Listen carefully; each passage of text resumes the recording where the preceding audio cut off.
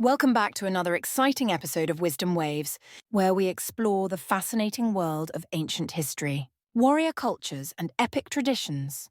Today, we're diving into a topic that will transport you to the heart of Viking culture, the martial art known as Glima. Whether you're a history buff or simply curious about the fierce warriors of the North,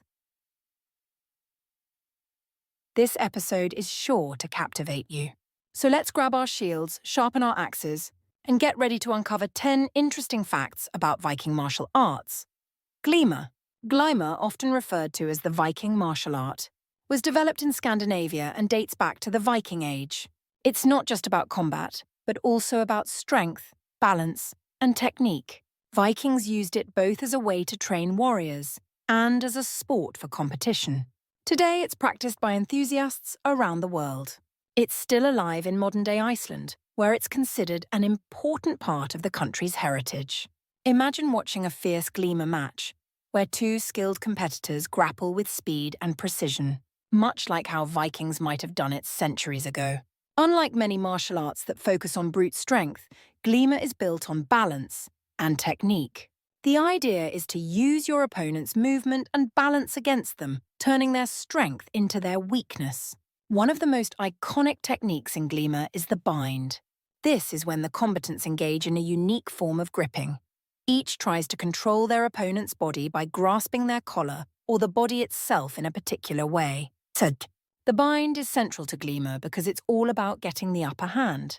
In the Viking days, the bind was so important that it could be a life or death moment during battle.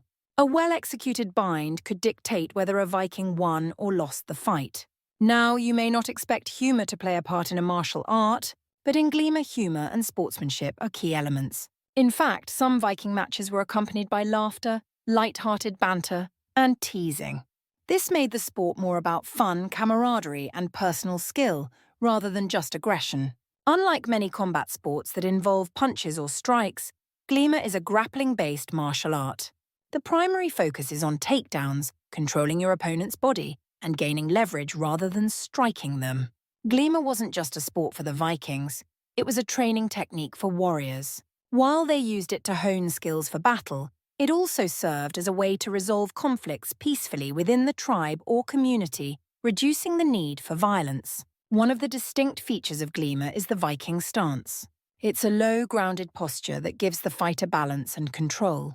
It allows them to spring into action with minimal effort while maintaining full control of the fight. It's similar to the low stance in martial arts like kung fu or karate, where a solid base is necessary for executing powerful movements and maintaining stability during an encounter. You might be surprised to hear this, but Viking gloves were an essential part of the Glima practitioner's gear. These gloves had a practical purpose too. Since Glima involves a lot of close contact maneuvers, gloves helped prevent serious hand injuries during the gripping phase of the fight. Vikings were fiercely competitive, and one of the ways they showed their strength and skill was through Glima tournaments.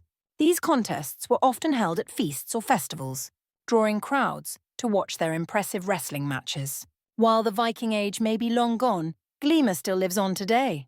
The martial art is practiced in Iceland, and there are even organizations dedicated to preserving and teaching it.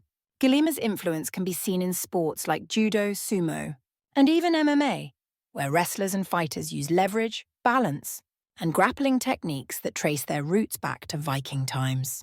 If you enjoyed today's episode, don't forget to subscribe